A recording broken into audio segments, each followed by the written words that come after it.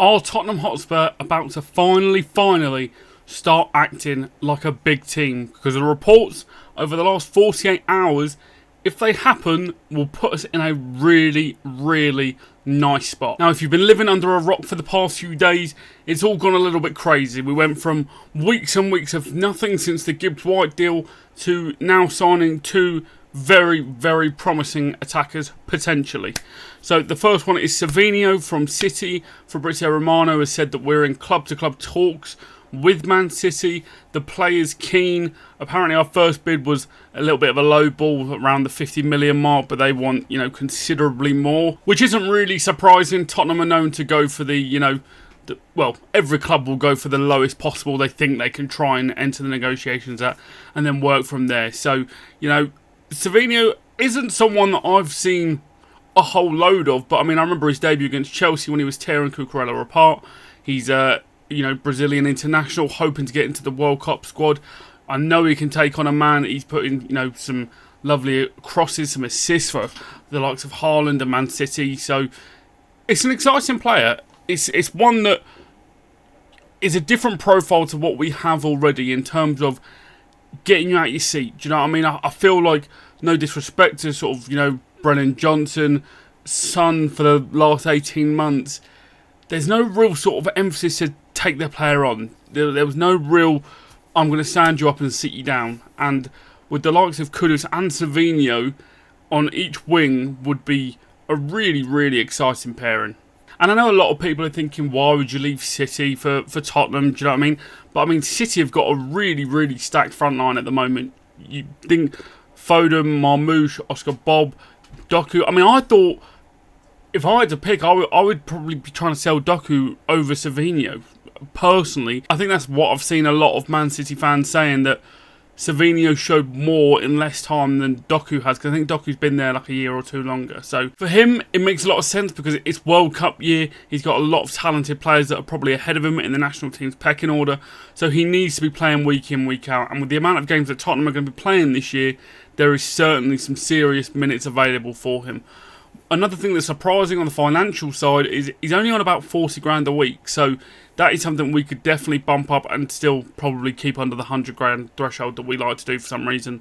So, even if you put him on, you double it, make it 80 grand a week, enough incentive. Living in London, everything that comes with that. So I do actually see it from his point of view. It's a tricky one to try and sell someone to leave Man City. But let's say his main focus is that World Cup squad, then he's going to want to do everything he can to try and leave and get regular minutes to get back into that team, because obviously you've got Vinicius, Rafinha, off the top of my head, Martinelli, all in that Brazilian squad setup. I'd imagine they're going to be ahead of him. So he needs the game time. We need a player that's going to, excite us, get us out of our seats and sit some defenders down. And I think he ticks a lot of boxes. Obviously, if we can keep the fee, I would imagine it end up being around 65 million, which is quite unheard of for Tottenham, considering our second piece of news, which is probably going to cost about the same. Now for the bit of news that most Tottenham fans have spent all summer wanting, and that is that Tottenham are back in talks for Eberechi Eze, a player that we have wanted for years. Even since he left QPR, there was portions of the fan base who have wanted him. So this is a long-standing target who I don't think we could be getting at a better time, really. Obviously, Palace had the disappointment of their Europa League appeal being rejected, so they'll be playing in the Conference League. And for a player like Eze, I think he's turning 28 this year, or he's already 28. He's going to want to be playing in the Champions League, and I don't know how long we're going to be able to offer him that. Don't get me wrong, and we did get it via the back door this year, but this is the perfect time for us to try and get it. Apparently we've been sort of schmoozing him for like a long time. I think last year when we played Palace at home, or even the year before, we put his family up in a box or something. Don't know how true that is. Take that with a pinch of salt. But that's something quite uncommon for a team to do for an opposing player. Do you know what I mean? So it's been clear that we're interested in him for a long time. And then obviously over the summer, Ange left, who was apparently his biggest fan. Thomas Frank comes in.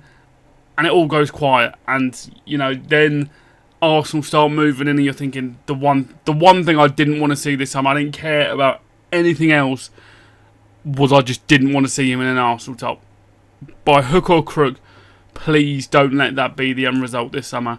And, I mean, hopefully we should be the best ones to stop that, because we know what Palace want. We know what Eze wants. This deal isn't something that's new to us. This has been discussed over the last year or so. So this should be, you want this? Fine. Does this work? No? Okay, sweet. Do you know what I mean? Like, quick solutions, because we know all the conditions they want. We know all the conditions that he wants. So this really shouldn't take a whole load of time. Ben Jacobs has reported that our opening bid was around or our valuation of him is around the 55 million mark that we paid for Kudus. They want 68. And again, this is it's probably a silly way to look at it when you're a fan, but you're like, oh, it's only like 13 mil difference. Do you know what I mean? Just pay it. I don't think we would be going in this far if we didn't have the intention of paying it. Do you know what I mean? Like, a lot of time and administrative hours have been spent on this deal, and for it to not happen would be a real waste of time, even more so than the Gibbs White deal. So this is, it's an exciting week for Tottenham, but on the flip side could be a terrible week, because we could come out of this week with another trophy, Savinho and Eze in our starting lineup for Burnley on Saturday.